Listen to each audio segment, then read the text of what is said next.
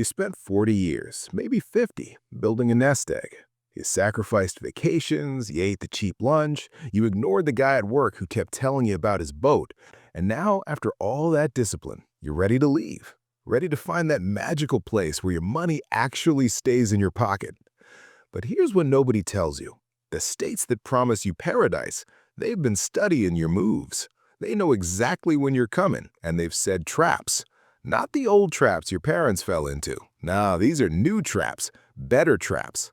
In 2026, while you were watching for the obvious tax schemes, 6 states completely leveled up their game. They've learned to drain your 401k, your investment accounts, and your home equity in ways that don't show up in a simple income tax comparison. You think you're escaping the tax code. You're actually walking into a more sophisticated one. But stick with me, because by the end of this video, you'll know exactly which 6 states to avoid, and more importantly, why. Hey, my name's Frank, and I'm here to help you navigate the exit signs of your career without getting ticketed by the IRS. For the next 18 minutes, I'm going to show you something that most financial advisors won't tell you straight up. Your perfect retirement isn't waiting in the place that sounds best on a brochure. It's waiting in the place where you actually did the math. And the math, the real math, requires you to understand something critical. Taxes aren't just income taxes anymore. They're property taxes, insurance premiums, sales taxes, capital gains taxes, and 100 other hidden fees that states have learned to weaponize against retirees. By the time we're done here, you're going to understand something that took me multiple years analyzing the relocation industry to figure out.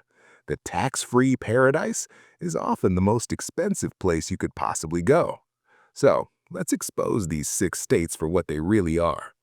Let's start with the tri-state doom: New York, New Jersey, and Connecticut. These 3 states are like that ex who won't stop texting you. You've already left them. You've moved on, but they still want your money. Here's what's happening in 2026, and this is crucial. The standard deduction rules that protected a lot of middle-class retirees just expired. You know what that means? All those itemized deductions you were counting on, gone, vaporized.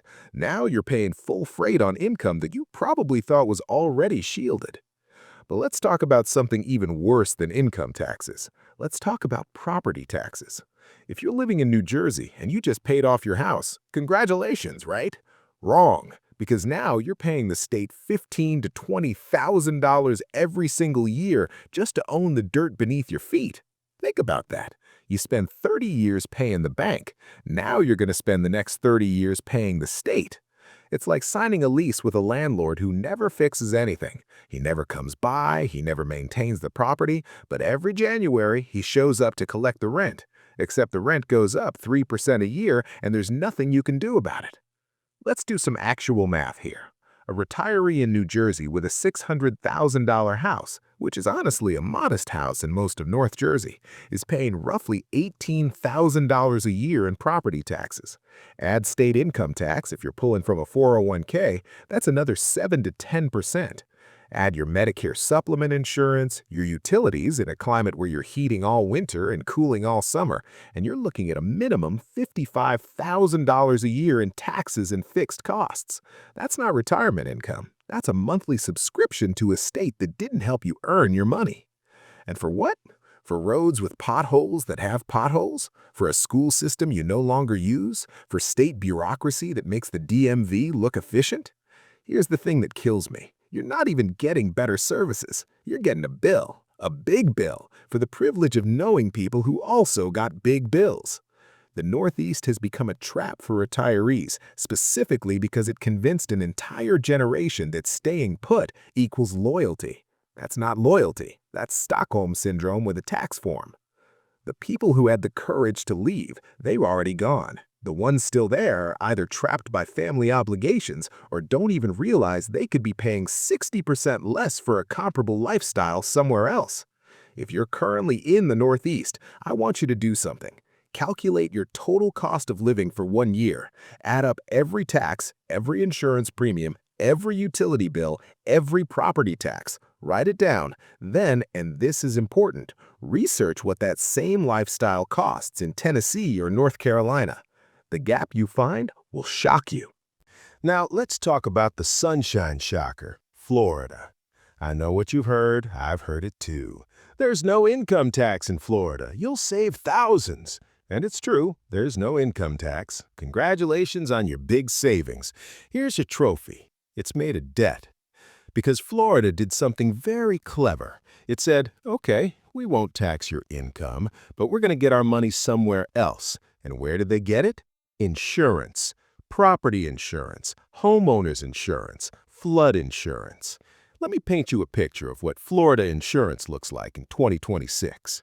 A moderate homeowners insurance policy in South Florida in 2026 is running $10,000 to $15,000 per year. Some people are paying more. That's not a typo. That's not an exaggeration. You know what the average homeowners insurance premium was in Pennsylvania in 2015? About $1,200 a year. So the person who moved to Florida thinking they'd save on taxes just went from paying $5,000 in PA state income tax to paying $12,000 in FL insurance. Congratulations, you've swapped one highway robbery for another. The state just hired different robbers. And it's not even the worst part. See, Florida promised reforms. They promised the insurance market would stabilize. The state legislature passed emergency measures. Insurance companies were supposed to compete, bring prices down, create a competitive marketplace. It didn't work. What did happen is that the insurance companies realized they couldn't make money in Florida anymore, so they left. Now you've got a situation where insurance is controlled by a state-run insurer of last resort, which means there's no competition, no incentive to bring prices down, no reason for them to care about your situation. You moved to Florida to escape bureaucracy. Now you're trapped in a government insurance monopoly. But let's say you're lucky. Let's say you live in a lower risk area and your insurance is only $8,000 a year. You're still looking at a net loss compared to the Northeast once you factor in everything else. HOA fees that have tripled in 3 years, property values that inflated so much you're paying a 20% reassessment in 2026, medical wait times that are getting worse because everyone's retiring there, and here's the thing nobody talks about. The infrastructure is screaming. The roads are full, the hospitals are full, the doctor's offices, good luck getting an appointment within 3 months. You want a cardiologist appointment in Miami? You might be looking at 2027. The state has attracted 2.5 million retirees in the last decade. The infrastructure was built for 1.5 million. This is why we're seeing what I call the half-backer phenomenon. A half-backer is someone who moved to Florida full of hope, realized within 18 months that they were being bled dry, and then did a U-turn to Tennessee or the Carolinas. They're the retiree version of a boomerang. They thought they'd stay for life. Instead, they stayed for 18 months, blew $60,000 on moving costs, realized the savings were imaginary, and headed back north, but not as far north as where they started. The half-backer realizes tax-free is a marketing slogan, not a financial strategy. If you're thinking about Florida, I'm begging you, do not buy a house in the first 6 months. Rent. Rent for a full year. Spend a summer in 98 degrees heat with 85% humidity and ask yourself if your lungs actually function. Sit in a doctor's waiting room for 3 hours and ask yourself if you're willing to do that when you have a heart condition, because the brochure shows you a couple walking on the beach at sunset. It doesn't show you the couple sitting in traffic for 90 minutes to get to that beach, or the woman who moved there to be near her grandkids and discovered that her grandson's school is 45 minutes away. Now, let's talk about Texas, home of the famous no income tax motto. And before the Texans in the comments section start typing, I want to say, I like Texas. It's a great state. But let's be honest about what's happening there. Texas figured out something brilliant. We'll tell people there's no income tax and they'll move here in droves. Then we'll extract our tax revenue from somewhere else. And where is that somewhere else? Your property tax bill. Here's how the shell game works. You're a retiree. You've got $600,000 saved up. You move to Texas and you buy a $400,000 house with cash because you're smart with money. You feel great. No income tax. You're saving a fortune. Then the property tax bill arrives. That $400,000 house, you're paying $12,000 to $15,000 every single year in property tax. And here's the trick that makes it worse. That money isn't going to roads or police or libraries, it's going directly to the school district every year for infinity. You're 68 years old, you have no kids in school, you will never use the school system, but you're paying to fund a new high school, a new football stadium, a new athletic complex, and a teacher's salary that's competitive with the suburbs of Dallas. Why? Because Texas property values have held strong through the pandemic and the inflation spiral.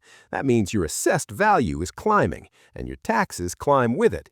In 2026, we're seeing home value assessments go up 4%, 5%, sometimes 6% in a single year in Austin, Dallas, Houston. Your property tax bill isn't going up 3%, it's going up with your home value. So here's the reality check. If you're not factoring a 3% annual tax drag into your retirement mathematics, you're not planning, you're gambling. You think, okay, I'll have $50,000 a year to spend. Wrong. You'll have $50,000 a year before you account for the fact that your property tax bill is going up automatically, your insurance is going up automatically, and your home maintenance costs are going up automatically in a place where air conditioning runs 8 months a year. Now, I want to be fair. Texas does offer some genuine advantages. The people are friendly, the food is great, the weather's warm. If you can afford the property tax structure, it's not a terrible place to retire. But the shell game works because people don't do the math. They hear no income tax and they assume they're winning. They're not. They're just losing to a different tax system, one that's arguably more punishing to retirees because it doesn't go away. It doesn't get lower, it just keeps climbing. The government doesn't care if you're on a fixed income. The school district still needs its money. California, the Golden State, the land of sunshine and dreams and, let's be real, some of the most aggressive taxation I've ever seen. California has actually transcended income tax. They've moved into what I call tax everything mode. They tax your income, 13.3% top rate. They tax your gas. They tax your electricity. They tax your small business. They tax your capital gains. If they could figure out a way to tax the air you breathe, they would. Probably the fog in San Francisco. They'd find a way. But here's the trap that specifically destroys retirees: the capital gains tax on your home. Let me explain the sunshine ransom. You're a retiree. Maybe you bought your house in California in 1985 for $150,000. You paid off the mortgage in 2010. You've lived there for 35 years. Your grandkids grew up in that house. Your life is in that house. Then you turn 70 and you think, maybe I should move somewhere cheaper, somewhere where I can actually afford to eat. So you list the house, it sells for $2.8 million. Congratulations. Now calculate your capital gains tax. $2.65 million in profit. California's capital gains tax is 13.3%. That's $352,000 in state taxes alone. The federal capital gains tax is another $398,000. Suddenly, you've just handed over $750,000 to the government. You thought you were rich, you're now significantly poorer. This is the sunshine ransom. You're trapped in your house by the prospect of a tax bill so massive that leaving feels impossible. So you stay. You pay the inflated property taxes, you pay the inflated electricity, you pay the inflated everything just to avoid triggering the capital gains bomb. You're a prisoner in your own home, and the state is the warden. This is why we're seeing a stampede out of California to Idaho, Nevada, and Arizona. People are literally abandoning their entire lives and their entire social networks just to escape this taxation structure. But here's the plot twist nobody sees coming. Idaho, Nevada, and Arizona are now catching on. They're raising their prices because they know you're desperate. The housing costs in Boise have gone up 40% in 3 years. They've figured out that retirees fleeing California will pay premium prices. So you're not escaping, you're just transferring your problem to a different state that hasn't yet realized its potential. California has optimized taxation to the point where it's economically rational for a wealthy person to leave. And the sad part? California keeps raising taxes anyway, as if they believe that high earners will just accept it. They won't, and they're leaving, and the state's budget is imploding, and somehow they keep raising taxes. If you're in California and you're thinking about retirement, the question isn't, should I leave? The question is, can I afford to leave? Because the tax bill for leaving might be so massive that it eats your entire retirement fund. That's not a retirement plan. That's a financial hostage situation. Okay, I've been hammering you with bad news for 12 minutes. You might be thinking I'm here to ruin your retirement fantasy. I'm not. I'm here to save it, because there's actually massive under-the-radar good news for 2026, and most retirees don't even know about it. As of this year, 41 states have officially pulled their hands out of your Social Security check. 41. That means the vast majority of this country has finally realized something. Taxing you on money that you already paid taxes on 40 years ago is absolutely ridiculous, so they stopped doing it. Even some of the highest tax states have changed course. West Virginia, one of the poorest states in the country, finally completed their phase-out of Social Security taxes this year. New Mexico has expanded exemptions so dramatically that unless you're making private jet money, your Social Security is safe. This opens the map enormously. Here's what that means for you. You don't have to just look at the 9 states with zero income tax anymore. You can look at the 41 states where your base retirement income is protected. That fundamentally changes the calculus. But, and you knew there was a but, don't let one victory make you lazy. Just because a state isn't taxing your Social Security doesn't mean they're not waiting in the bushes with a 9% sales tax, or a car registration fee that costs as much as a used Honda, or property taxes that climb every single year. One good thing doesn't mean the whole picture is good. You still need to look at the total cost of living, all of it. Every dollar, every tax, every fee, every hidden charge. This is the most important part of this entire video, so listen carefully. The 12-month test is the only way to make a relocation decision you won't regret in 5 years. Here's how it works. Do not buy a house. I don't care how perfect the kitchen is. I don't care if the real estate agent tells you the house is going to sell by Tuesday. I don't care if it's got a view and a pool and a built-in wine cellar. Let it go. You can buy a house later. First, you rent. You rent for a full 12 months, a full year, all 4 seasons, all the weather, all the culture. If you're thinking about the South, you rent in the summer so you can experience 98 degrees with 85% humidity. You get to find out if your lungs actually work in that environment. You get to discover that air conditioning bills are $400 a month in July. If you're thinking about the mountains, you rent in the winter so you can experience being snowed in, so you can find out how it feels to be isolated, so you can discover that the local grocery store closes at 6 p.m. and there's no delivery service. If you're thinking about anywhere, you spend money on rent instead of the $60,000 in closing costs and moving truck rental fees you'd have paid to buy a house that you end up hating. And while you're in your rental, you're going to test some things. First, healthcare density. Where is the nearest cardiologist, the nearest oncologist, the nearest hospital with a real ER? If the answer is a helicopter ride away, you haven't retired, you've entered a survivalist competition. Second, tax portability. Will the state tax your military pension?